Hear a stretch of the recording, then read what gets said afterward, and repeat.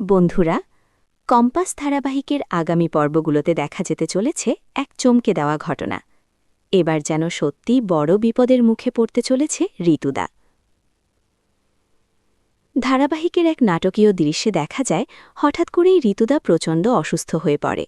প্রথমে সবাই ভেবে নেয় হয়তো সে স্ট্রোক করেছে, কিন্তু তার আগের সবকিছুই তো স্বাভাবিক ছিল। তাহলে হঠাৎ এমনটা কেন হলো? এই প্রশ্নই সবাইকে ভাবিয়ে তোলে। এই রহস্যের উত্তর খুঁজতে শুরু করে কম্পাস।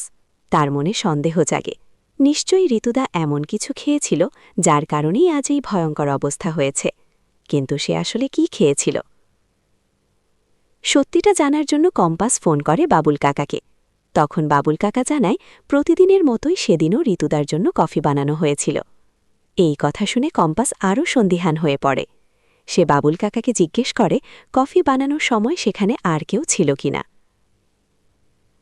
তখন বাবুল কাকা একটু ভেবে বলে সে নাকি মুক্তি মাসির জন্য বাজার থেকে জোয়ার আনতে গিয়েছিল। সেই সময় রান্নাঘরে ছিল মুক্তি। এই কথা শোনার পরই কম্পাসের মনে সন্দেহটা আরও গাঢ় হয়ে যায়। তার মনে হয় ঠিক সেই সময়েই হয়তো মুক্তি মাসি ঋতুদার কফিতে কোনো বিষাক্ত কিছু মিশিয়ে দিয়েছে, আর সেই কারণেই আজ ঋতুদার এই ভয়াবহ অবস্থা।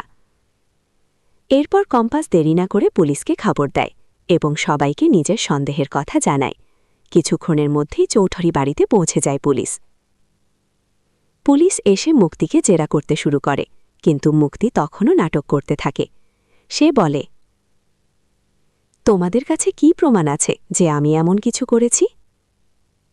ঠিক তখনই সেনাপতি সামনে এগিয়ে আসে।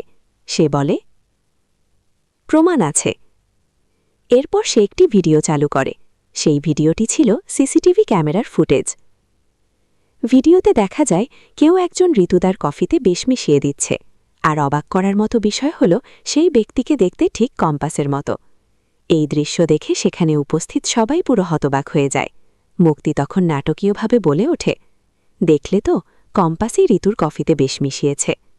কিন্তু আশ্চর্যের বিষয়, কম্পাস একটুও বিচলিত হয় না, কারণ সে জানে তার মতো দেখতে যে রোবটটি রয়েছে তার নাম সাম্বা, আর সাম্বা সবসময় নেগেটিভ কাজই করে।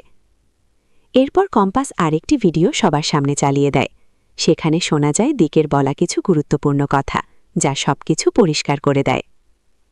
সবাই তখন বুঝতে পারে আসলে এই পুরো ঘটনার পেছনে রয়েছে ভয়ঙ্কর এক ষড়যন্ত্র, আর সেই ষড়যন্ত্রেই ব্যবহার করা হয়েছে কম্পাসের মতো দেখতে রোবট সাম্বাকে।